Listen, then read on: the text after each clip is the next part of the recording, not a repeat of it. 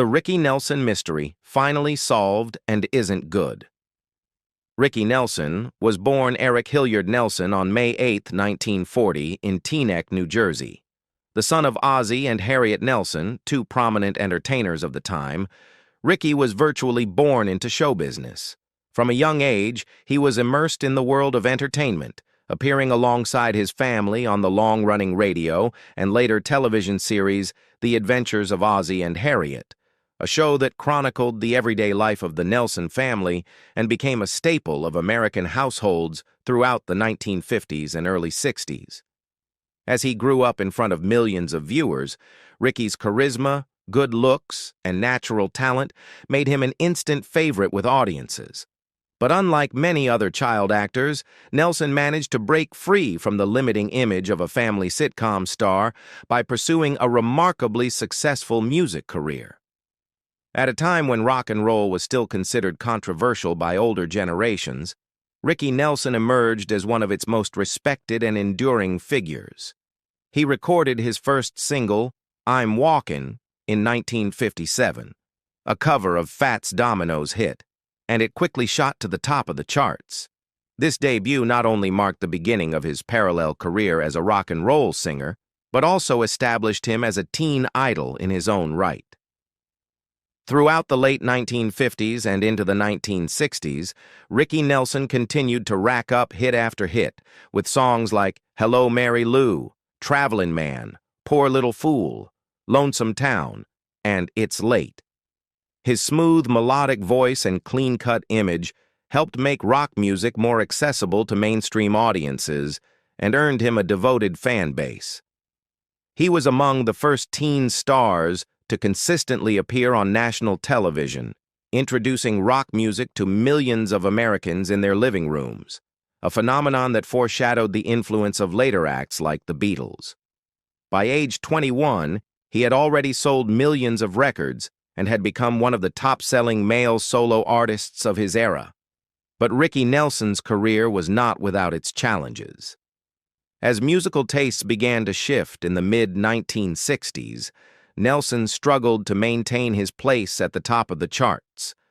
Rather than conform to changing trends, he chose to evolve artistically, delving into a more mature, country rock sound.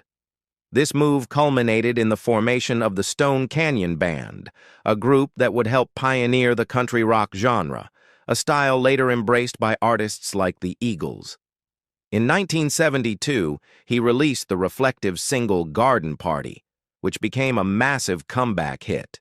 Inspired by a disappointing reception he received at a Madison Square Garden concert where the audience wanted only his old hits, the song stood as a defiant anthem about artistic integrity and personal authenticity. It served as a powerful message. You can't please everyone, so you've got to please yourself. Beyond his remarkable success as a recording artist, Ricky Nelson carved out a significant presence in the world of film and television, showcasing his versatile talent as both an actor and singer. His on-screen journey began in 1952 with the lighthearted family comedy Here Come the Nelsons, a film that capitalized on his famous family's popularity. Just a year later, Nelson took a small but memorable role in The Story of Three Loves, 1953, an MGM production directed by the legendary Vincente Minnelli.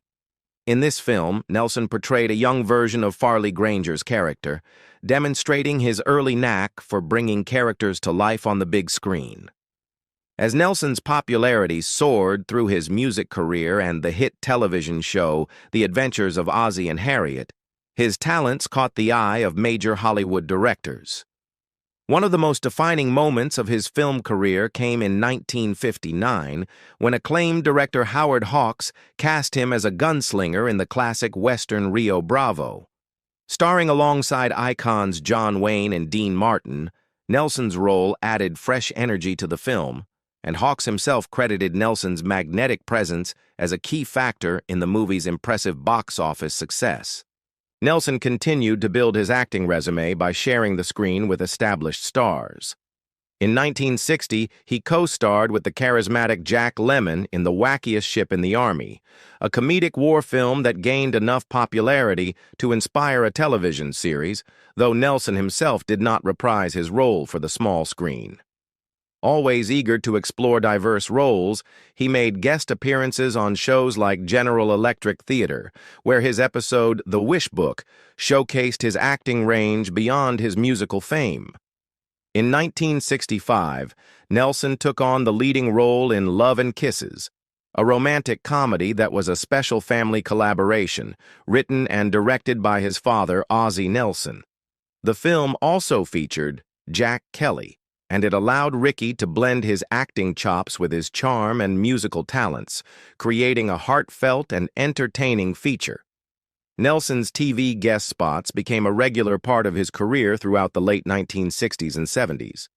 He portrayed the infamous outlaw Jesse James in an episode of Hondo, appeared in the nostalgic western The Over-the-Hill Gang, 1969, alongside veterans Walter Brennan and Pat O'Brien, and continued to make appearances in popular series like McCloud, The Streets of San Francisco, Owen Marshall, Counselor at Law, Petrocelli, and A Twist in the Tale. One particularly memorable guest role was on the Hardy Boys' Nancy Drew Mysteries, where Nelson played the character Tony Eagle.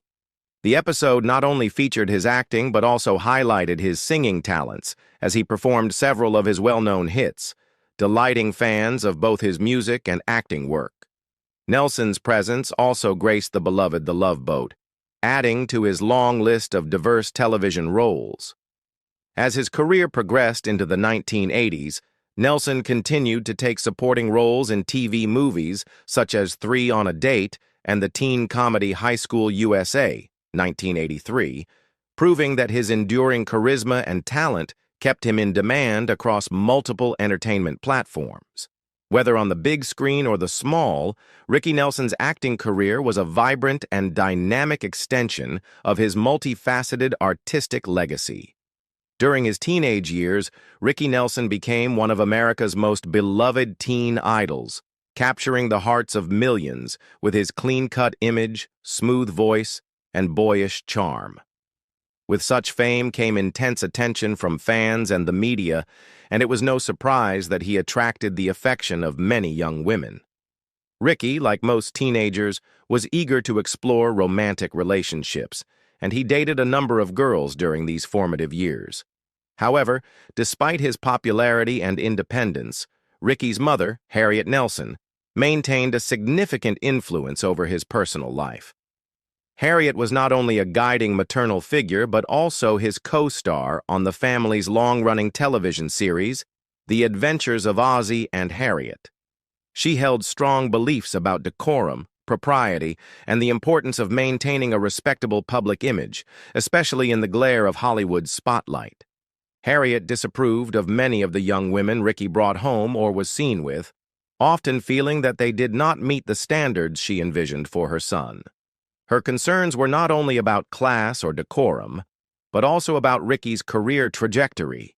She believed his focus should remain firmly on building a lasting and respected career in music and acting, rather than being sidetracked by fleeting romances. Her protectiveness may have stemmed from both a mother's instinct and her deep understanding of how fame could easily derail a young star's life. Ricky, though often respectful of his mother's wishes, felt the conflict between personal desires and professional expectations. This tension was a recurring theme in his adolescence and early adulthood. Eventually, however, Ricky fell in love with a young woman who seemed to meet with Harriet's approval, Kristen "Chris" Harmon. The two were married in April 1963 in a much-publicized wedding that united two prominent American families. Chris was the daughter of Heisman Trophy-winning football star Tom Harmon and 1940s film actress Elise Knox. The Harmons were longtime friends of the Nelsons, and the union was seen as a natural and desirable match. Two children of Hollywood royalty coming together in what many fans considered a fairy tale wedding.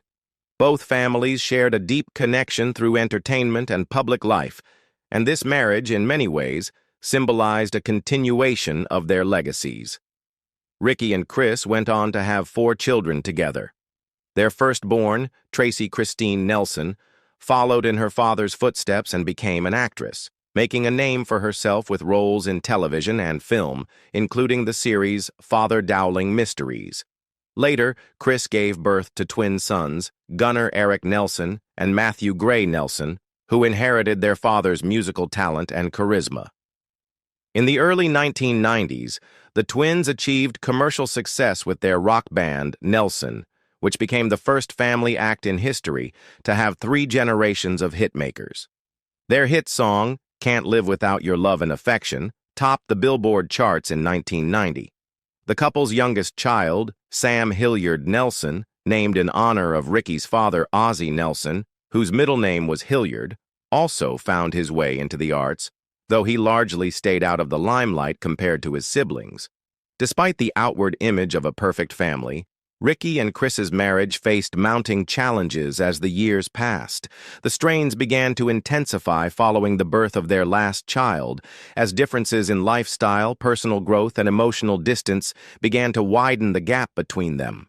Ricky's touring schedule and desire to rejuvenate his music career often kept him on the road, while Chris reportedly struggled with the responsibilities and pressures of family life.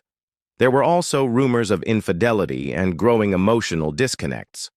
What once appeared to be a glamorous union between 2 public figures gradually unraveled in private, under the weight of personal issues and conflicting priorities. The couple's relationship deteriorated further throughout the late 1970s and early 1980s, leading to separation and eventually to a lengthy and painful legal battle over custody, finances, and public image. Their divorce was finalized in December 1982, marking the end of a nearly 2-decade-long marriage. Though the legal proceedings were emotionally taxing for both Ricky and Chris, they each remained devoted to their children, striving to maintain a sense of stability for them despite the familial upheaval. Ricky, in particular, was deeply affected by the collapse of the marriage, and it influenced some of the more melancholic themes in his later music. For decades, fans of Ricky Nelson, teen idol, rock and roll pioneer, and television star, have speculated about the exact circumstances surrounding his tragic and untimely death. While some aspects were known early on, many key questions lingered. Was it really a mechanical failure that caused the plane crash that killed him? Was there something more sinister behind the events of that fateful flight on December 31st, 1985? Over the years, the mystery surrounding Nelson's death became a subject of intense fascination and sorrowful curiosity. Now, after years of investigation, expert analysis, and newly surfaced accounts from witnesses and insiders, the full story has finally come into focus. And what it reveals is far from comforting.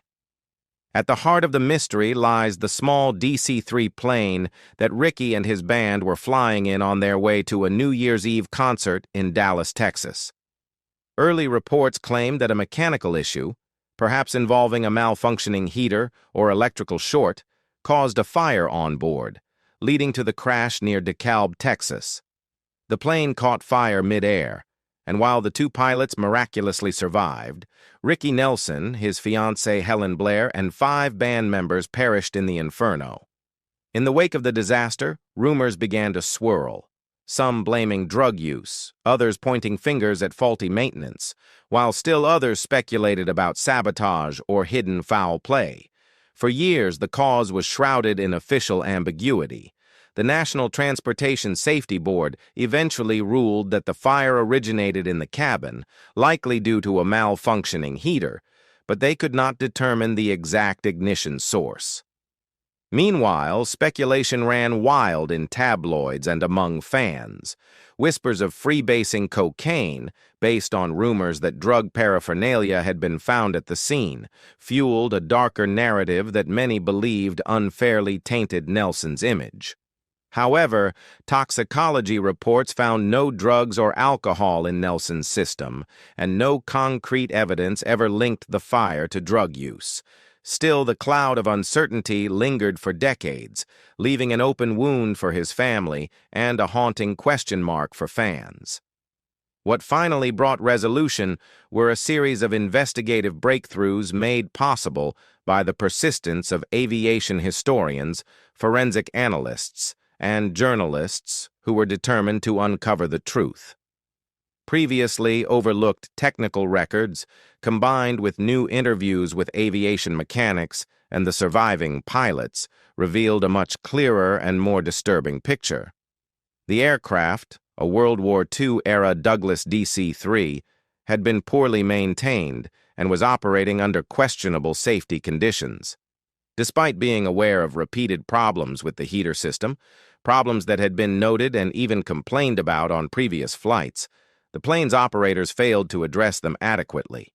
More damningly, the heater had been jury-rigged in a way that made it a ticking time bomb, with makeshift repairs that did not comply with aviation safety standards. The heater was located just beneath the cabin floorboards, close to flammable materials, and when it malfunctioned during the flight, it sparked a fire that rapidly filled the cabin with smoke and toxic fumes. The lack of an onboard fire extinguisher and fire-retardant insulation gave the passengers no chance. Ricky Nelson and the others likely succumbed to smoke inhalation before the crash landing, according to forensic reports. The pilots managed to escape through the cockpit windows, but for everyone in the cabin it was too late. The most chilling revelation was not just that the fire could have been prevented, but that people responsible for the aircraft knew it was dangerous and allowed it to fly anyway. In hindsight, the flight was a catastrophe waiting to happen. The final mystery, how such a prominent figure could die in such a preventable tragedy, was finally answered, but not with the kind of closure that brings peace. Instead, it has brought renewed sadness and outrage.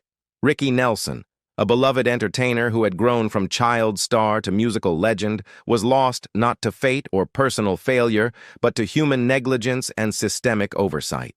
The truth now laid bare is hard to swallow. It paints a painful portrait of an avoidable disaster and reminds us that even icons are vulnerable when those tasked with their safety fail them. Ricky Nelson's legacy as a cultural figure endures, but the circumstances of his death serve as a grim cautionary tale, a reminder that mysteries, when finally solved, don't always bring comfort. Sometimes they only deepen the tragedy.